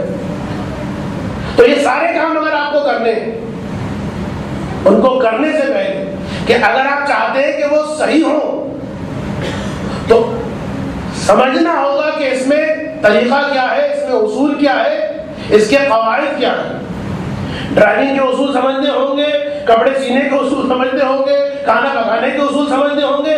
جب یہ اصول سمجھ میں آ جائیں گے تو کام صحیح ہو جائے گا۔ اصول نہیں سمجھے، ڈرائیونگ میں بیٹھیں گے، وہ خبر ملے گی وہ فلاں خواتین جو ہے وہ جا رہی ہے ایک مرتبہ، یا فلاں صاحب جو کھانا، اب میں کیا تفصیل میں جاؤں، تو ذمہ داریوں کو سمجھنا پڑتا ہے۔ ہمارے یہاں مشکل کیا ہے؟ ہمارے یہاں مشکل یہ کہ اصل چیز کو نہیں سمجھا جاتا۔ ڈرائیونگ سے پہلے اصول سمجھ لیے جاتے ہیں، کپڑے سے بنانے سے پہلے، سینے سے پہلے اصول سمجھ لیے جاتے ہیں، کھانا بنانے سے پہلے اصول سمجھ لیے جاتے ہیں، لیکن جو گھر گھرستی ہے، گھر آپ نے چلانا ہے، ایسے نہیں چلنا۔ یہ لڑکی آگے جا کر بیوی بنے گی، یہ لڑکا آگے جا کر شوہر بنے گا۔ اس کی ذمہ داریاں کیا ہیں شرعی اعتبار سے، اخلاقی اعتبار سے؟ اس کی ذمہ داریاں کیا ہیں شرعی اعتبار سے، اخلاقی اعتبار سے؟ نہ لڑکے کو کچھ معلوم ہوتا ہے، نہ لڑکی کو کچھ معلوم ہوتا۔ اگر ان دونوں کو وہ ذمہ داریاں معلوم ہو جائیں کہ جن کا انشاءاللہ بیان آہستہ آہستہ میں کروں گا، شادی سے پہلے، تو پھر اطمینان رکھیے وہ سارے مسائل ہوں گے، گھر کے اندر جھگڑا نہیں ہوگا، وہ ساری پریشانیاں ہوں گی، گھر کے اندر جھگڑا نہیں ہوگا، اس لیے کہ انہیں گھر چلانا آتا ہے۔ گھر چلانے کا مطلب یہ نہیں ہے کہ 300 ریال کے اندر 150 ریال کے اندر گزارا کر لیا جائے، وہ بھی ایک طریقہ ہے، وہ بھی حصہ ہے، اہم ترین حصہ ہے، لیکن سارا مطلب گھر چلانے کا یہ نہیں۔ گھر چلانے کا مطلب یہ ہے کہ شوہر نے کس طرح سے زندگی گزارنی ہے، بیوی نے کس طرح سے زندگی گزارنی ہے، اس طرح سے زندگی گزاری جائے کہ گھر بھی چلتا رہے اور محبت نفرت میں نہ بدلے۔ یہ اس کا نتیجہ ہے۔ یقیناً ان تقاریر کے اندر وہ سارے مسائل تو میں بیان نہیں کر پاؤں گا، اس لیے کہ بہت سارے ابھی سے میں بتا دوں ان ایڈوانس، بالکل الرٹ ہو کے سنیے۔ یعنی یہ جملہ ابھی تک اگر سوتے ہوئے سنی ہے تقریر کوئی بات نہیں، لیکن یہ آخری جملہ خدا را بالکل الرٹ ہو کے سنیے، اور وہ یہ کہ دیکھیے میں مثالیں دوں گا. کہیں ساس کی مثال آئی گی, کہیں پر نن کی مثال آئے گی, کہیں پر شوہر کی مثال آئے گی, کہیں پر بیوی کی مثال آئے گی. ہو سکتا ہے کسی گھر کا کرنٹ مسئلہ وہی چل رہا, منطبق ہو جائے, ہوگا, ضرور ہوگا. اس لیے کہ مسائل انہیں گھروں کے اندر ہوتے ہیں, آپ کی زندگی کے مسائل. بھائی اس چیز کو کہ بات کہیں نہ کہیں منطبق ہو جائے گی. جو بنگالی بابا ہوتے ہیں بہت اس کو یوز کرتے ہیں. ہاں, بنگالی بابا کس طرح یوز کرتے ہیں, وہ اس طرح سے یوز کرتے ہیں. آپ آئے ارے یہ مسئلہ ہو گیا, وہ ہاں تم نے جادو کر دیا, کون سا دبا دیا, جادو ہے. ہمارے پاس آتے ہیں بہت سارے مومنین, وہ فلاں صاحب نے تو کہا کہ آپ پر جادو ہے, تو میں نے کہا جائیے ان کے پاس. میرے پاس میں نے کیا ہے بھائی, نہ میں نے کوئی منتر پڑھا ہے, نہ کوئی جنتر پڑھا ہے, نہ الٹی ٹانگ پہ, نہ ایسا کچھ نہیں ہے. لیکن ان بنگالی باباؤں کا طریقہ چلتا ہی اسی سے, بات کہیں نہ کہیں منطبق ہو جاتی. آپ پر جادو کیا ہے, پہلے ہی آپ کان آپ کے کھڑے ہو گئے, پریشان ہو گئے. اچھا جادو کیا ہے, دل بجھنے لگ گیا, ڈر لگنے لگ گیا, چھومنتر ہو گیا.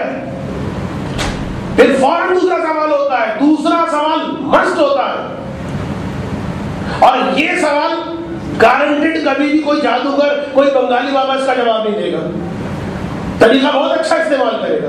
نیکسٹ کوشچن یہ ہوتا ہے کس نے کیا, کبھی نہیں بتائے گا کہ فلانے نے کیا. ارے تم جادو جیسا حرام کر رہے ہو, شریعت کا اتنا خیال آ گیا کہ کسی مومن کا میں نام نہیں بتا سکتا, اتنا کچھ تو حرام کر رہا ہے. نام بتانے میں کیا ہے, اس لیے کہ اس کو نام پتا ہی نہیں ہے. کرتا کیا ہے, وہ کہتا ہے کہ صاحب بات یہ ہے کہ وہ جو خاتون ہے نا آپ کے خاندان میں, کوئی چھوٹے سے قد کی ذرا موٹی سی, گورا رنگ ہے اور ذرا اس طرح کی آواز ہے. اب ایسی خاتون تو بہرحال ہوں گی, آپ کے خاندان میں بھی ہوں گی, میرے خاندان میں ہوں گی. بس فوراً ذہن پہنچا, اچھا وہ ہماری پھوپھی اماں, اچھا وہ ہماری بیگم کی رشتے دار. بس یہیں سے کام خراب ہو گیا. تو یہ تدبیر ہوتی ہے, وہاں بنگالی بابا کے کام آتی, لیکن میرے لیے یہاں پر مصیبت کا پیش خیمہ بن سکتی. ایسا نہ ہو کہ کل کو کچھ افراد میرے پاس آ جائیں یا فون آ جائیں کہ مولانا صاحب آپ نے تو ہماری عزت خراب کر دی, ممبر پہ بیٹھ کے یہی مسئلہ رہ گیا تھا, میں کیا کروں. اس لیے کہ جو لائف اور جو پریکٹیکل مسائل ہیں وہ انہی باتوں کے ذریعے سے بیان کرنے ہیں. اور میں بالکل ختم کر دوں بات کو کہ بس انشاءاللہ العزیز میرا یہ دعویٰ ہرگز نہیں ہے کہ میں تمام مسائل کا حل بیان کر دوں گا, لیکن تو میں طاقت نہیں ہے اور نہ بیان ہو سکتے ہیں. اس لیے کہ گھریلو مسائل, یہ بھی ایک بات رکھیے گا ذہن, گھریلو مسائل. میں کیوں پریشان ہو رہے, ابھی تو 10:30 بھی نہیں بجے, بات تو 10:30 بجے کی ہوئی تھی. ایک درود پڑھنے محمد والے محمد پر.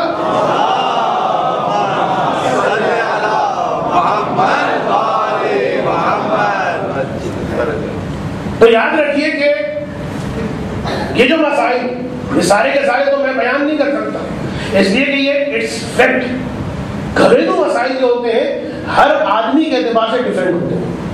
جس طرح سے خمس کے بارے میں کہا جاتا ہے, خمس کا مسئلہ تقریباً ہر آدمی کا, اس کا جواب دیا کچھ اور, اس کا جواب دیا کچھ اور, اس کا مسئلہ ڈیفرنٹ. تو سارے مسائل تو میں بیان نہیں کر سکتا, لیکن جتنے بیان کروں, بیسک بیان کرنے کی کوشش کروں, اصول بیان کرنے کی کوشش کروں کہ انشاءاللہ اگر ان کو توجہ سے سنا اور اپنی زندگی کا حصہ بنائے تو امید ہے کہ پروردگار بہت سارے مسائل یا بالکل ختم کر دے گا انشاءاللہ العزیز, یا بہت بڑی حد تک کم کر دے گا. اس لیے کہ گھرانہ محفوظ ہو جائے, نسل آئندہ محفوظ, نسل آئندہ محفوظ, تو دین اور اسلام کی ظاہری حالت بھی محفوظ. دین اور اسلام کی ظاہری حالت بھی اتنی اہم. امام حسن خاموش نہیں ہے, یہ لفظ غلط استعمال کر دیا, لیکن کربلا امام حسن نے نہیں سجایا. اور امام حسین وہ ہے کہ جنہوں نے اس انداز میں کربلا میں قربانیاں دی. ہمارا غم شاید کم ہو چکا ہو, لیکن کوئی رسول کے دل سے پوچھے, کوئی جناب فاطمہ کے دل سے پوچھے, ابھی تک امام رضا علیہ السلام گریہ فرما رہے ہیں. یہ میں نے جملہ اس لیے کہا ہے کہ بعض لوگ یہ سوال کرتے ہیں کہ بھائی امام حسین علیہ السلام تو اس وقت جنت میں ہے نا، جب امام حسین جنت میں چلے گئے تو اب آپ لوگ کیوں رو رہے ہیں؟ یہ سوال کیا گیا. بعض اوقات بچے بے دھیانی میں سوال کر لیتے کہ امام حسین علیہ السلام تو اب جنت میں ہیں، اب کیوں رو رہے ہیں؟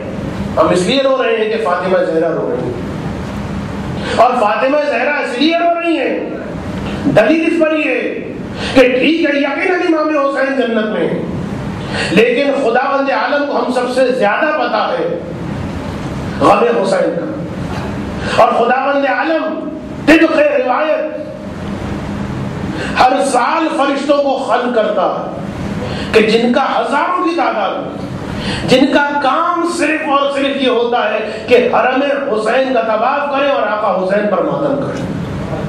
تو کیا خدا کو نہیں پتا کہ میرا حسین جنت میں چلا گیا؟ کیا خدا کو نہیں پتا کہ میرے حسین کی تشہیری ختم ہو گئی ہے؟ کیا امام رضا کو نہیں پتا؟ لیکن امام رضا فرماتے ہیں کہ جب تک ہمارے قائم کا ظہور نہیں ہوگا ہمارے دل کی جو آگ ہے وہ بھڑکتی رہے گی. تو رسول خدا غم اور غصہ اتنا زیادہ راوی بیان کرتا ہے. یہ وہ راوی ہے، وہ شخص ہے، یہ وہ بد نصیب ہے، یہ وہ کمبخت ہے جو کربلا کے میدان میں تھا. وہ کہتا میں اپنے 9 دوستوں کے ساتھ کربلا کے میدان میں گیا تھا، میرا کوئی پروگرام جنگ کا نہیں تھا. میرے دوستوں نے مجھ سے کہا کہ بھائی وہ کربلا میں چلنا ہے، حسین کے خلاف جنگ ہو رہی، تم بھی چلو، ہمیں بھی انعام ملے گا، تمہیں بھی انعام ملے گا، گھر بیٹھے کیا کرو. برے دوست کس طریقے سے انسان کو جہنم میں پہنچا دیتے. وہ کہتا میں نے اپنے دوستوں کے اصرار پر کربلا جانے کا ارادہ کیا. کربلا میں پہنچا، میرے دوستوں نے تو جنگ کی، میں نے جنگ نہیں کی.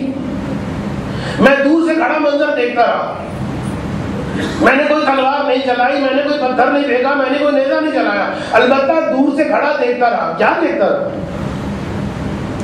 حسین کے اصحاب کو شہید ہوتا دیکھتا رہا. دور سے کھڑا ہوا کیا دیکھتا رہا؟ ایک بھیڑ ہے جس کے درمیان آقا حسین کے گلے کو کاٹا جا رہا. کیا دیکھتا رہا؟ خیموں میں آگ لگ رہی. یہ سب تو دیکھا. اور اس کے بعد کہتا ہے کہ جس وقت مارکہ کربلا ختم ہو گیا، میں اطراف کربلا میں رہنے والا، میں اپنے ان 9 دوستوں کے ساتھ واپس آیا. سنیے گا کتنا شاعر قلب ہے. وہ کہتا ہے کہ جب میں گھر میں آیا تھکا ہوا، ایک مرتبہ میں نے نماز پڑھی. اتنا ظلم دیکھنے کے بعد، اتنا ظلم کرنے کے بعد کہتا ہے میں نے نماز پڑھی، اور نماز پڑھنے کے بعد میں نے کھانا کھایا. آپ منظر دیکھ لیں ایسا، لہو لہان لاشیں دیکھ لیں، انسان کا دل نہیں چاہتا. یہ وہ شرط القلب. میں نے کھانا کھایا، اور کھانا کھانے کے بعد نماز پڑھنے کے بعد اب میں سو گیا. رات کو جب میں سویا تو خواب میں ایسا لگا کہ جیسے کوئی مجھے گریبان سے پکڑ رہا. اور اس کے بعد میں نے خواب میں پوچھا کہ کہاں لے کر جا رہے ہو؟ کہا چلو تمہیں رسول خدا نے بلایا. میں اس سے کچھ کہنا چاہتا تھا یا یہ کہنا چاہتا تھا کہ میں اس وقت نہیں جانا چاہتا، لیکن اس نے سنی انسنی کر دی، اور ایک مرتبہ گریبان سے پکڑتا ہوا کھینچتا ہوا مجھے لے کر چلا، یہاں تک کہ ایک صحرا میں پہنچا. اور اس صحرا میں نے دیکھا کہ رسول خدا کرسی پر تشریف فرما ہے. رسول خدا کے سامنے میرے وہ 9 ساتھی جو کربلا میں گئے تھے، وہ 9 ساتھی بیٹھے ہوئے. رسول خدا کے ساتھ ایک فرشتہ ایک ہتھیار لے کر کھڑا. رسول خدا اشارہ فرماتے، اور اس کے بعد وہ فرشتہ آگے بڑھتا ہے، میرے ایک ساتھی پر وہ ہتھیار مارتا ہے. عجیب ہتھیار تھا. نہ صرف خون نکلنا شروع ہوا، اس کے جسم میں آگ لگ گئی، چیخیں مار رہا ہے. دوسرے ساتھی پر یہی بات، تیسرے 9 کے 9 آگ میں جل رہے ہیں. اور اس کے بعد جب پہلے والے ساتھی کی آگ بجھ گئی، پھر گیا اس کے پاس، پھر اس کو ہتھیار مارا. جسم اس کا صحیح ہو چکا تھا، پھر تڑپنے لگا. بار بار یہ منظر ہو رہا ہے. یہ منظر ایسا دل دہلانے والا منظر تھا. میں اپنے دوستوں کو آگ میں جلتا ہوا، ان کو چیخیں مارتا ہوا دیکھ رہا تھا. میں گھبرا کے رسول خدا کے پاس پہنچا، گھٹنوں کے بل بیٹھ گیا اور ہاتھ جوڑ کر میں نے صرف ایک جملہ کہا، یا رسول اللہ، یا رسول اللہ، آپ رحمت للعالمین ہیں، مجھ پر رحم کیجیے۔ وہ کہتا ہے کہ میں نے دیکھا رسول نے غضبناک نگاہوں سے میری جانب دیکھا اور کہا، تو نے میرے حسین کا خیال نہ کیا، تو نے میری عزت کا خیال نہیں کیا، تو نے میری حرمت کا خیال نہیں کیا۔ میں اتنا سننا تھا کہ وہ رو کے کہتا ہے، وہی کیا عالم، وہ کہتا ہے کہ ایک مرتبہ میں نے رو کر کہا، یا رسول اللہ، اللہ گواہ میں کربلا گیا، لیکن اللہ گواہ ہے نہ میں نے تلوار چلائی، نہ میں نے نیزہ چلایا، نہ میں نے آگ لگائی، نہ میں نے پتھر مارا۔ رسول خدا کا جواب سنیے، غضبناک عالم میں فرمایا، ٹھیک ہے تو نے تلوار نہیں چلائی، نیزہ نہیں چلایا، تیر نہیں چلایا، پتھر نہیں چلایا، لیکن یزید کی فوج کے بڑھنے کا سبب تو بنا۔ تیرا یہ جرم کہ تو نے یزید کی فوج میں اضافہ کر دیا اتنا بڑا ہے کہ ہمیشہ ہمیشہ کے لیے تو جہنم کا مستحق ہے۔ اور اس کے بعد کہتا ہے رسول خدا نے اپنے سامنے پڑا ہوا ایک تخت جس میں خون تھا اور فرمایا یہ میرے فرزند حسین کا خون ہے۔ اس میں سے کچھ سلائیاں نکالی اور میری آنکھوں کے اندر وہ سلائیاں لگائیں، بس ان سلائیوں کا لگانا تھا، میری آنکھوں کا نور ختم ہو گیا، اور جب میں خواب سے بیدار ہوا تو مجھے اندازہ ہوا کہ وہ خواب نہیں تھا، حقیقت تھی، میری آنکھوں کا نور چلا گیا، میں ہمیشہ کے لیے اندھا ہو گیا۔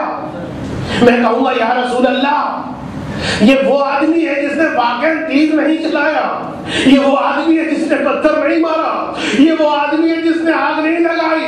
مولا اس کے بارے میں آپ اتنے غضبناک ہیں، لیکن جب آپ کے سامنے وہ آئے گا جس نے عباس کے بازوؤں کو کھایا، جب آپ کے سامنے وہ آئے گا جس نے علی اکبر کے برچھی ماری، جب آپ کے سامنے وہ آئے گا ارے جس نے سکینہ کے منہ پر تماچے مارے، جس نے زینب کی چادر کو کھینچا، تو یا رسول اللہ آپ کے غضب کا عالم کیا ہوگا؟ الا ولعنت اللہ علی قوم الظالمین وسيعلم الذين ظلموا أيام منقلب ينقلبون۔ یا رب الحسین بحق الحسین ارزقنا معرفة الحسین وزیارة الحسین وشفاعة الحسین واشف صدر الحسین بظهور الحجة القائم علیہم السلام۔ خداوندہ بحق زہرا وابیها وبعلها وبنیها والسر المستودع فیها، پروردگارہ ہمارے اس توسل کو اپنی بارگاہ میں قبول فرما۔ خداوندہ مومنین جو یہاں موجود ہیں پروردگارہ خصوصاً اور جمیع مومنین پروردگارہ ان کے رشتہ زوجیت میں اتنی پاکیزگی لے کر آ، اتنی صمیمیت لے کر آ کہ ان کے ذریعے سے جو نسل پیدا ہو پروردگارہ وہ تیری بہتری میں اطاعت کرنے والی بنے۔ خداوندہ جو مومنین یہاں پر موجود ہیں ان کی جو پریشانی ہے ان کی پریشانی کو دور فرما۔ خداوندہ جو مومنین مریض ہیں خصوصاً ایک دعائے صحت کی التماس ہے، ایک مومن اور ایک ان کی زوجہ جو پاکستان میں ان کی گاڑی میں بم پھٹ گیا جس کے نتیجے میں یہ دونوں شدید زخمی ہو گئے ہیں، ان کے لیے اور جو مریض ہیں اور جو زخمی ہیں خداوندہ تجھے واسطہ محمد و آل محمد کا، خصوصاً بیمار کربلا کا، ان دونوں کو اور تمام مومنین کو جو بیمار ہیں جو زخمی ہیں شفاء کامل و عاجل عطا فرما۔ خداوندہ امام زمانہ کے ظہور میں تعجیل فرما۔ ربنا تقبل منا انک انت السمیع العلیم۔ اور جن مومن کی جانب سے اس نیاز کا انتظام کیا گیا ہے آپ سب سے گزارش ہے کہ دعا کیجیے کہ خداوند عالم ان کی توفیقات میں اضافہ فرمائے، ان کی جو پریشانیاں ہیں خداوند عالم ان کی پریشانی کو دور فرمائے، اور جناب برادر امجد صاحب کے جو مرحومین ہیں ان کے لیے، اپنے مرحومین کے لیے، میرے والد مرحوم کے لیے اور جمیع شہدائے ملت جعفریہ چاہے پاکستان میں ہو، چاہے عراق میں ہو، چاہے شام میں ہو، ایک مرتبہ سورہ فاتحہ اور 3 مرتبہ سورہ اخلاص کی تلاوت فرما دیجیے.